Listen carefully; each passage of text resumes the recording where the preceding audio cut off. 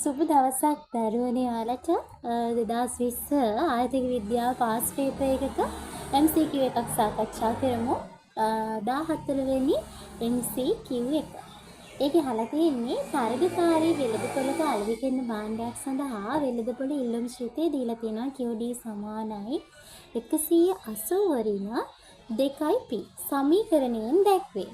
වෙළඳපොළ සමතුලිත මිල 65ක් වේ නම් පාරිභෝගික අතිරික්තයෙහි අගය අපෙන් අහලා තියෙනවා. එතකොට ඔය වගේ ගානක් හදන විදිය අපි බලමු හරියම ලේසි. ඉතින් එන්නක මාත් එක්ක ඉස්සෙල්ලාම පාරිභෝගික අතිරික්තය හොයන විදිය අපි ලියන්න ඕන.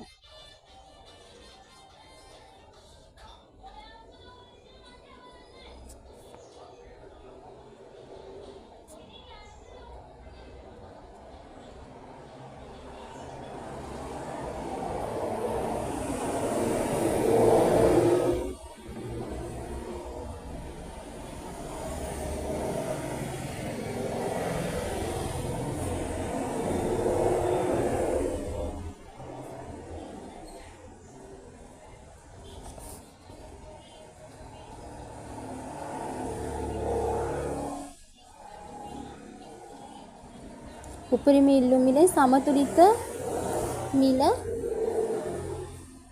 අඩු කරලා දෙකෙන් බෙදනවා. ඕක තමයි සමීකරණය. කොහොමද පාරිභෝගික අතිරික්තය සමානයි සමතුලිත ප්‍රමාණය ගුණ කරනවා උපරිම ඉල්ලුම් මිලේ සමතුලිත මිල අඩු කරලා දෙකෙන් බෙදනවා. සමතුලිත ප්‍රමාණය අපිට මෙතන දීලා නැහැ. හැබැයි සමතුලිත මිල නම් දීලා තියෙනවා. සමීකරණයකුත් දීලා තිනවා QD සමානයි 180 ඍණ 2p. එතකොට අපිට ප්‍රමාණය හොයාගන්න පුළුවන් 180 මේ p තියෙන තැනට අපිට සමතුලිත මිල 65ක් දීලා තියෙනවා. ඒක දාගත්තා. දෙවරක් 65 130යි. එතකොට සමතුලිත ප්‍රමාණය 50යි කියලා එනවා. එතකොට 50 ගුණ කිරීම ඔයාලට උපරිම මොකද හොයාගන්න තියෙන්නේ උපරිම ඉල්ලුම් මිල.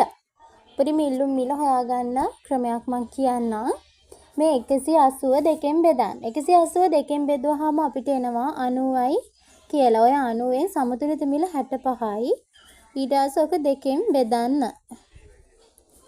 කොහොමද බලන්න එන්නේ?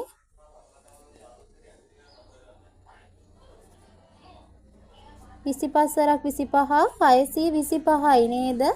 එහෙම උත්තරයක් තියනවාද? උත්තරේ 14ට උත්තරේ. ඉතින් ඔය සාකච්ඡා කරපු විදියට ආර්ථික විද්‍යාව සහ ගිණුම්කරණය කියන විෂයන් දෙකේම පාස් පේපර් තියරි රිවිෂන් ඔක්කොම මගේ ක්ලාස් එක හරහා කරනවා.